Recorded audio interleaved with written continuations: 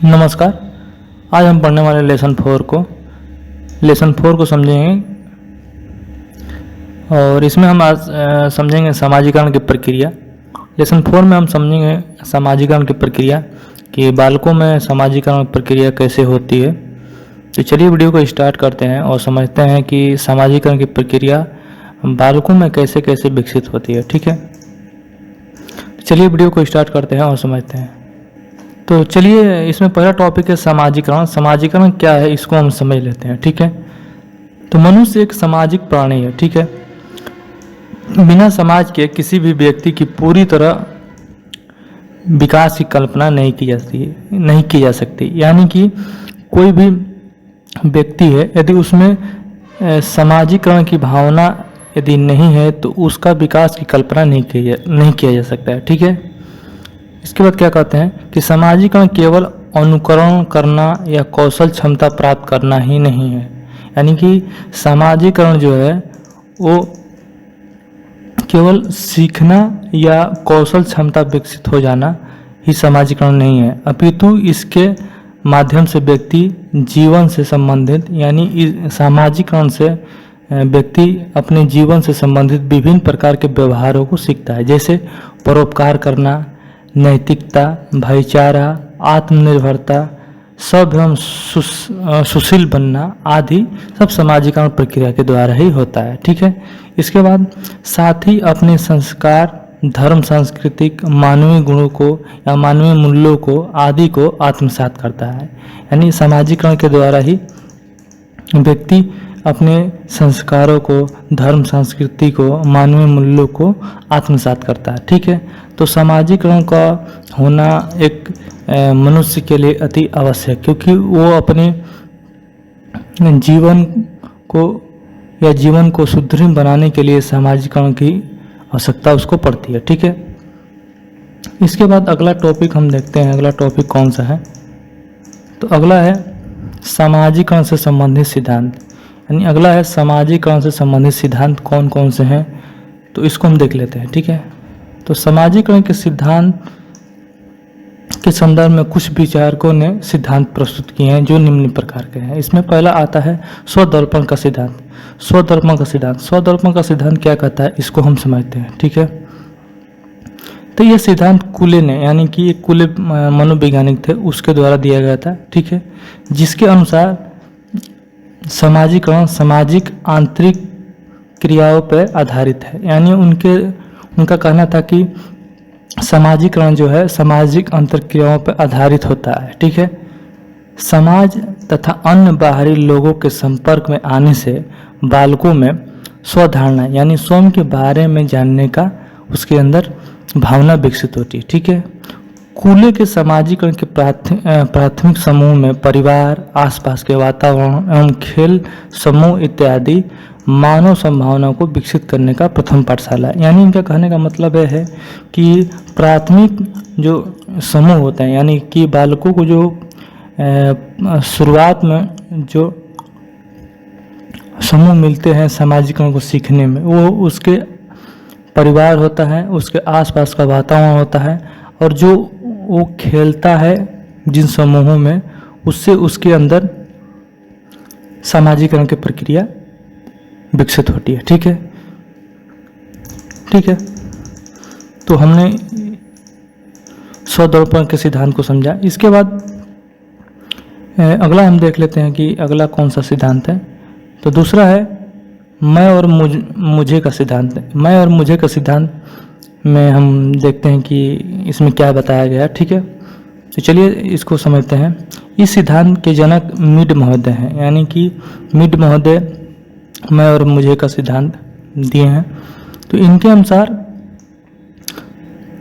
मत के अनुसार हम समाज में अपनी भूमिका निर्वाह करते हैं। यानी कि समाज में हम भूमिका हमारी क्या होती है, इसमें कैसे हम चीज़ों को देखते हैं और समझते हैं, इसमें कहा गया है। ठीक है, इसके बाद बालकों में धीरे धीरे यह अवधारणा विकसित होने लगती है कि उसकी बातों तथा व्यवहारों को अन्य व्यक्तियों पर कैसा प्रभाव पड़ता है। यानी कि इसमें कहा गया है कि जब बालक धीरे धीरे कोई कार्य करता है तो उस कार्य के माध्यम से व्यक्ति पर क्या प्रभाव पड़ता है, इससे इसको उस बालक को ज़्यादा प्रभावित करता है। ठीक है, इसके माध्यम से बालकों में मैं की भावना विकसित हो जाती है। ठीक है, उस कार्य के माध्यम से जो प्रभाव पड़ता है उसमें बालकों में मैं की भावना विकसित हो जाती है। ठीक है, ठीक है। इसके बाद आता है सामाजिकरण को प्रभावित करने वाले विभिन्न कारक, यानी सामाजिकरण को जो प्रभावित करते हैं वो कारक कौन कौन से हैं, इसको हम समझ लेते हैं। ठीक है, तो इसमें पहला कारण आता है पालन पोषण, यानी कि पालन पोषण के द्वारा बालकों में कैसे प्रभाव पड़ता है, इसको हम समझ लेते हैं। ठीक है, तो बालकों के सामाजिकरण पर पालन पोषण का गहरा प्रभाव पड़ता है, यानी कि जिस समाज में बालकों पे पालन पोषण अच्छी तरीके से होता है उनका सामाजिकरण का भी प्रभाव उन पे अच्छे तरीके से होता है। यानी इसके कहने का मतलब कि जिस प्रकार वातावरण बालकों को प्रारंभिक जीवन में मिलता है तथा जिस प्रकार माता पिता बालकों का पालन पोषण करते हैं उसी के अनुसार बालकों की भावनाओं तथा अनुभूतियों का विकसित होता है। यानी इनका कहने का मतलब है कि बालक को जिस परिवेश में हम उसको ढालेंगे, यानी जो चीज़ हम उसको सिखाएंगे, समझाएंगे, बताएंगे, उसका प्रभाव बालक पे पड़ेगा। यानी जिस परिवेश में हम बालक को रखेंगे वो परिवेश बालक पे ज़्यादा प्रभावित करेगा। ठीक है, इसके बाद हम अगला देख लेते हैं। अगला कौन सा है, अगला आता है सहानुभूति यानी सिंपैथी। ठीक है, तो इसमें कहा गया है कि पालन पोषण के भांति सहानुभूति भी बालक के सामाजिकरण का गहरा प्रभाव पड़ता है। यानी कि पालन पोषण के अलावा सहानुभूति भी जो है बालक पे सामाजिकरण का गहरा प्रभाव पड़ता है। ठीक है, इसका कारण यह है कि सहानुभूति के द्वारा बालकों में अपनत्व की भावना विकसित होती है। यानी कि सहानुभूति के द्वारा बालकों में ऐसा लगता है कि अपनत्व की भावना विकसित होती है। ठीक है, जिसके द्वारा वह एक दूसरे से प्यार करना सीख जाते हैं। वह उस व्यक्ति से अधिक प्यार करने लगता है जिससे व्यवहार उसका प्रति सहानुभूतिपूर्ण होते हैं। यानी इनके कहने का मतलब यह है कि जिस बालक को लगता है कि उस व्यक्ति द्वारा हमें ज़्यादा प्रेम या सम्मान मिल रहा है तो उनके प्रति सहानुभूति ज़्यादा होने लगती है। ठीक है, सहानुभूति का मतलब हम ये समझ सकते हैं। ठीक है, इसके बाद अगला आता है सामाजिक शिक्षण यानी सोशल टीचिंग। अब सामाजिक शिक्षण क्या होता है इसको हम समझ लेते हैं। सामाजिक शिक्षण का भी बालकों पर सामाजिकरण का गहरा प्रभाव पड़ता है। यानी सामाजिक जो शिक्षण मिलता है वो सामाजिकरण में बालकों पर गहरा प्रभाव डालता है। और कैसे डालता है देखते हैं। ध्यान देने योग्य बात यह है कि सामाजिक शिक्षण का आरंभ परिवार से ही होता है। यानी जो सामाजिक शिक्षण की शुरुआत होती है वो बच्चों में परिवार से ही होती है। ठीक है, जहाँ पे बालक माता पिता भाई बहन तथा अन्य सदस्यों से खान पान तथा रहन सहन आदि के बारे में शिक्षण ग्रहण करता है। यानी कि जो शुरुआती घर में परिवेश या परिवार होते हैं वो बच्चों को सिखाते हैं कि कैसे रहना है, कैसे बोलना है, कैसे खाना है, कैसे पीना है। तो ये सामाजिक शिक्षण कहलाते हैं। ठीक है, इसके अनुसार बालक समाज में अपने व्यवहारों को दूसरे के सामने प्रस्तुत करता है। ठीक है, इसके बाद अगला हम देखते हैं। अगला है पुरस्कार एवं दंड। पुरस्कार एवं दंड सामाजिकरण में कैसे प्रभावित करता है इसको हम समझ लेते हैं। तो बालकों में सामाजिकरण पुरस्कार एवं दंड भी महत्वपूर्ण प्रभाव पड़ता है। ठीक है, जब बालक समाज के आदर्शों तथा मान्यताओं के अनुसार व्यवहार करता है, यानी कि जब बालक समाज के बनाए नियमों के अनुसार कार्य करता है तो लोग उसकी प्रशंसा करते हैं। ठीक है, साथ ही वह समाज के हित को दृष्टि में रखते हुए जब कोई विशिष्ट व्यवहार करता है, यानी कि जब कोई अच्छा कार्य करता है तो उसे पुरस्कार भी मिलता है। तो उसके लिए उसको पुरस्कार भी मिलता है जिससे उसको सीखने को मिलता है कि हमें अच्छा कार्य करना चाहिए। ठीक, इसके विपरीत क्या होता है कि जब कोई बालक असामाजिक व्यवहार करता है, यानी कोई गलत कार्य करता है, तो उसको उसके साथ उसके घर वाले या समाज के द्वारा उसको दंड भी दिया जाता है, जिसके भय से वह फिर दोबारा करने को राजी या दोबारा करने की उसके अंदर इच्छा नहीं होती है। तो पुरस्कार और दंड समाजीकरण में महत्वपूर्ण भूमिका निभाती है। ठीक है, इसके बाद आता है 5वां होता है वंशानुक्रम, हेरिडिटी। ठीक है, तो बालकों में वंशानुक्रम से प्राप्त कुछ अनुवांशिक गुण होते हैं, यानी कि जो बालकों में अनुवांशिक जो उसके माता पिता से गुण होते हैं वो गुण बालकों में भी देखने को हमको मिलता है, जैसे उसके मूल भाव, संवेग, सहज क्रियाएं एवं सहानुभूति जैसे गुणों में भी वंशानुक्रम की प्रमुख भूमिका होती है। ये सभी तत्व बालकों में समाजीकरण के लिए उत्तरदायी होते हैं। यानी कि वंशानुक्रम का हम मतलब हम समझ सकते हैं कि यदि किसी बालक के माता पिता किसी व्यक्ति के प्रति दयावान होते हैं तो वो जो गुण होता है वो बालकों में भी देखने को मिल सकता है। वो बालकों में भी देखने को मिल सकता है कि लोगों के प्रति वो दयावान हो सकता है। ठीक है, तो वंशानुक्रम से पिता का गुण या माता का गुण बालकों में थोड़ा थोड़ा हमको देखने को मिलता है। ठीक है, इसके बाद हम अगला समझ लेते हैं। अगला क्या है? तो अगला है परिवार। परिवार समाजीकरण में कैसे भूमिका निभाता है इसको हम देखते हैं। तो बालकों में समाजीकरण में परिवार का प्रमुख स्थान होता है, यानी कि समाजीकरण में परिवार का मुख्य स्थान होता है। इसके कारण से यह प्रत्येक बालकों में इसका कारण यह है कि प्रत्येक बालकों में जन्म किसी न किसी परिवार में ही होता है। ठीक है, परिवार में ही होता है। जैसे बालकों का बड़ा हो जैसे जैसे बालक बड़ा होता है वैसे वैसे अपने माता पिता, भाई बहन या परिवार के अन्य सदस्यों के संपर्क में आते हैं और प्रेम, सहानुभूति, सहनशीलता आदि सहयोग या सामाजिक गुणों को सीखते हैं। यानी इसका कहने का मतलब यह है कि परिवार में कोई भी बालक जन्म लेता है तो वो परिवार में ही जन्म लेता है।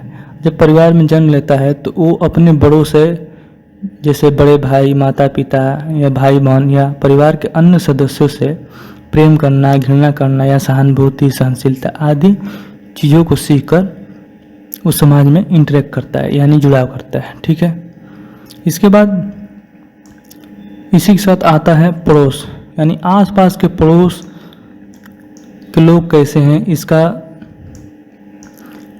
प्रभाव बालकों पे भी पड़ता है। ठीक है, इसके बाद 8वां आता है स्कूल, यानी स्कूल में जब बालक जाने लगता है तो इसका प्रभाव उसके साथ में रहने वाले दोस्तों का या उसके स्कूल में रहने वाले अध्यापकों का जो भी प्रभाव या उसके अंदर सामाजिक गुण आते हैं तो उसका प्रभाव सामाजिकरण पे पड़ता है। ठीक है, इसके बाद बालकों के साथ ही, यानी कि जो बालक के मित्र होते हैं उस मित्र का भी प्रभाव सामाजिकरण में होता है। जो बालक द्वारा वो सीखता है वो समाज में प्रस्तुत करता है। ठीक है, इसके बाद समुदाय, यानी कि जो जिस समुदाय में आप रहते हैं, जिस वर्ग में आप रहते हैं उस वर्ग का भी प्रभाव बालकों पे पड़ता है। ठीक है, इसके बाद धर्म, धर्म का भी प्रभाव बालकों पर पड़ता है, यानी कि आप जिस धर्म से होंगे उस धर्म को फॉलो करेंगे या अनुसरण करेंगे। उस अनुसरण के अनुसार बालक अपने आप को ढालता है या समझता है कि हमें इस धर्म में, किस धर्म में कैसे रहना है। इन चीज़ों को धर्म का प्रभाव समाजीकरण से हम जोड़ सकते हैं। ठीक है, इसके बाद हम अगला देखते हैं कि अगला कौन सा है टॉपिक। तो अगला टॉपिक है समाजीकरण के प्रकार, यानी समाजीकरण के कौन कौन से प्रकार हैं हम इसको समझ लेते हैं। तो समाजीकरण एक ऐसी प्रक्रिया है जो जीवन पर्यंत चलती रहती है। ठीक है, जो समाजीकरण प्रक्रिया है वो जीवन पर्यंत चलती रहती है, यानी कि जब तक मनुष्य जिंदा रहता है वो समाजीकरण की प्रक्रिया चलती रहती है। ठीक है, तो इसके समाजीकरण को मनोवैज्ञानिक के अध्ययन से दृष्टिकोण से विभिन्न भागों में बांटा गया है, यानी कि मनोवैज्ञानिकों के अध्ययन से दृष्टिकोण से विभिन्न भागों में बांटा गया कैसे कैसे समाजीकरण होता है। ठीक है, तो इसमें पहला आता है प्राथमिक समाजीकरण। प्राथमिक समाजीकरण यानी कि जो प्रथम टाइम या समय जब बालक कैसे सीखता है समाजीकरण, उसको प्राथमिक समाजीकरण के अंतर्गत रखा गया। ठीक है, तो आइए इसमें समझते हैं कि ये कैसे होता है। तो यह बालकों में भविष्य में होने वाले समाजीकरण के लिए आधार सृजित करता है, यानी कि बालक जो है भविष्य में कैसा बनेगा ये प्राथमिक समाज ही निर्णय करता है। ठीक है, समाजीकरण की इस अवस्था में बालक अपने जीवन की शुरुआत करता है तथा बालक समाज के माध्यम से ही व्यवहारिक ज्ञान को सीखता है, यानी कि वो अपने जो प्रथम जहाँ वो बच्चा पैदा होता है वो चीज़ों को करना या बोलना सीखता है, तो प्रथम समाजीकरण के द्वारा ही सीखता है। वहाँ से उसकी भविष्य की कल्पना की जाती है कि उसका जो भविष्य है वो कैसा होगा। ठीक है, इसके बाद हम अगला देखते हैं। अगला क्या है, इसके बाद अगला आता है द्वितीय गौण समाजीकरण, यानी कि दूसरा। इसके माध्यम से बालकों में इसके माध्यम से बालकों में सामुदायिक तरीके से सीखने का व्यवहार को अपनाता है, यानी यह समाजीकरण विद्यालय, खेल के माध्यम, मीडिया, पड़ोसियों के संदर्भ में देखने को मिलता है, जो बालकों को व्यवहारिक रूप से सभ्य बनाने की महत्वपूर्ण भूमिका निभाती है। यानी कि दूसरा जो गौण समाजीकरण है, इसमें एक कम्युनिटी यानी समाज या एक इकट्ठा व्यक्ति के माध्यम से बालक सीखता है। जैसे विद्यालय में कई लोग रहते हैं तो उनके व्यवहारों को सीखता है, खेल के मैदान में विभिन्न लोग रहते हैं उनके माध्यम से सीखता है, मीडिया या टेलीविज़न के माध्यम से सीखता है, जो पड़ोसी हैं कई लोग होते हैं तो उनके माध्यम से सीखता है।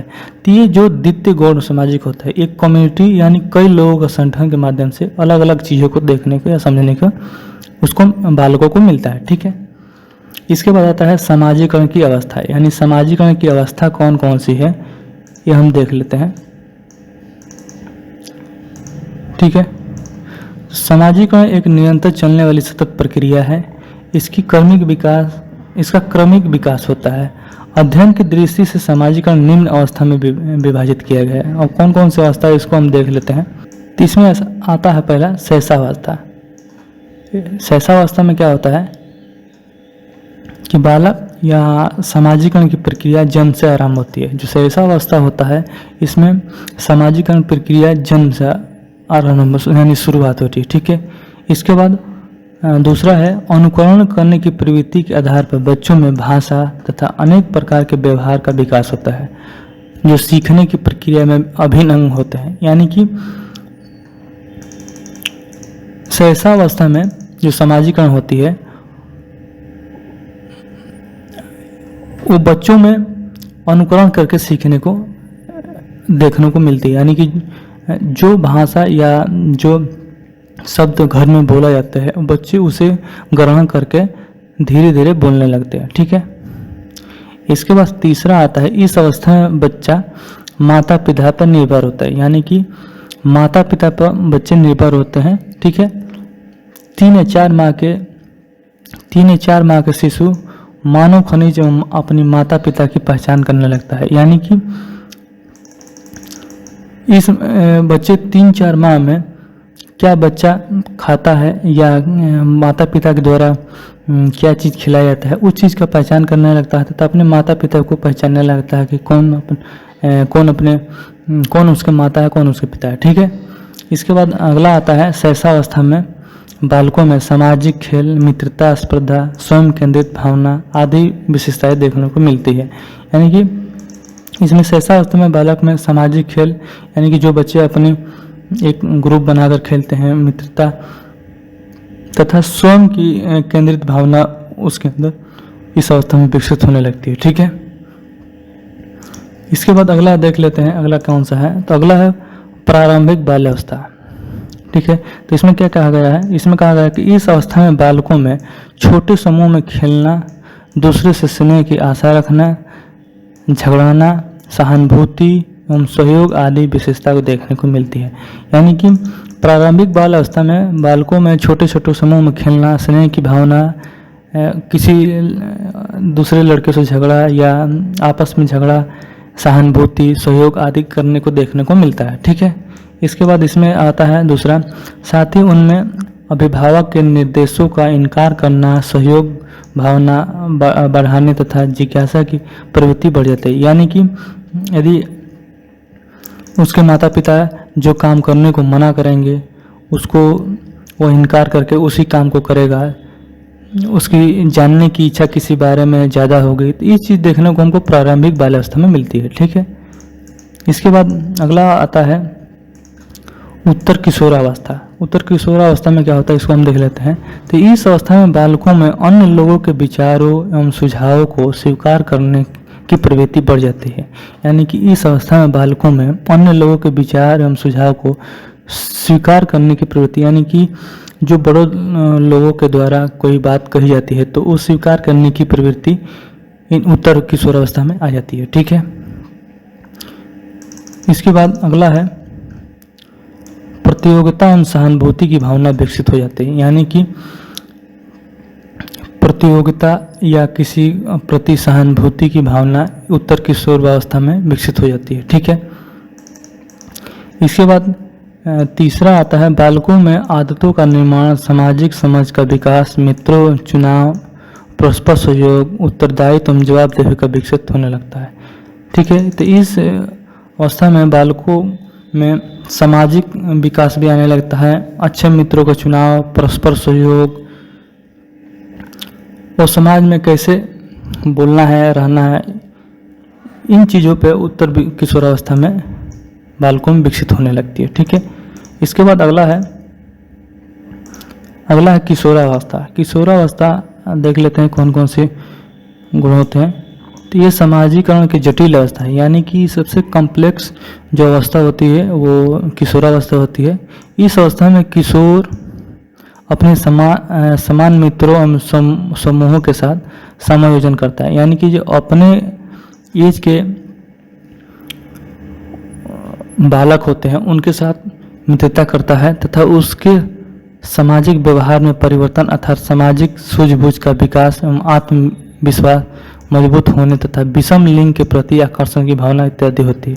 यानी इस अवस्था में दूसरे लिंग के प्रति अट्रैक्शन की भावना इस अवस्था में विकसित हो जाती है तथा अपने समान मित्रों यानी अपने एज के मित्रों के साथ दोस्ती या मित्रता बढ़ाने की भावना विकसित होती है। ठीक है, इसके बाद आता है अगला मित्रों का चयन में नवीन मापदंडों अर्थात बालकों एवं बालिकाओं दोनों में समान विचार, समान मूल्यों तथा समान उद्देश्यों इत्यादि से संबंधित मित्रों का चयन करना। यानी कि कौन सा मित्र मेरे लिए सही है, कौन सा मित्र मेरे लिए गलत है, इन आदि का जो विकास या सामाजिकरण विकास होता है वो किशोरावस्था में आने लगता है। ठीक है, इसके बाद अगला हम देखते हैं अगला क्या है।